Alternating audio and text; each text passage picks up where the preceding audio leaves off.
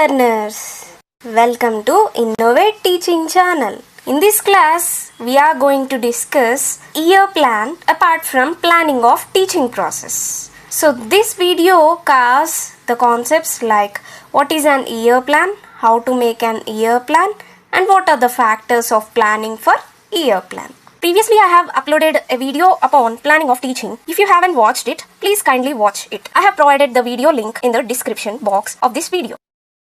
First, let's discuss what is an year plan. In the beginning of the academic year, every teacher is allotted the subjects to be taught in that particular academic year.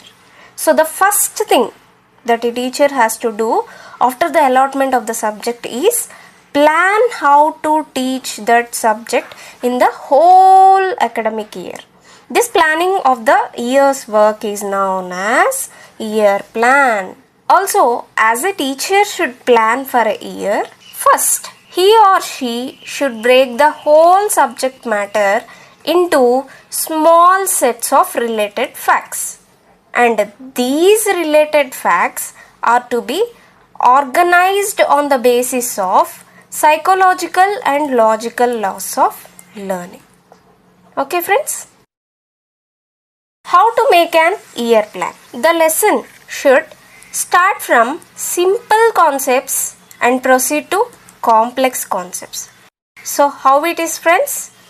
From simple to complex, and also non-concept to unknown concept.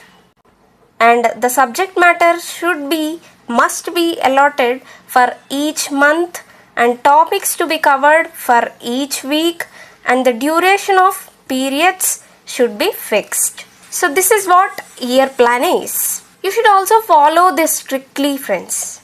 Not you and me, the teachers. All the subject teachers should get together and prepare the year plan in a uniform manner. You can consult the other subject teachers and also arrange the lessons in such a way that good correlation can be effected. Finally, what are the factors of planning for this year plan? Let's see. While planning for the whole year, the teacher has to take into consideration of following factors. What are they, ma?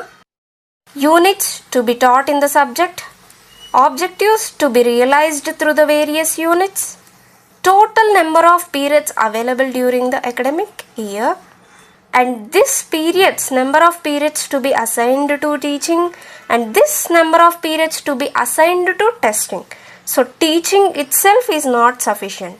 Also, testing is not at all sufficient.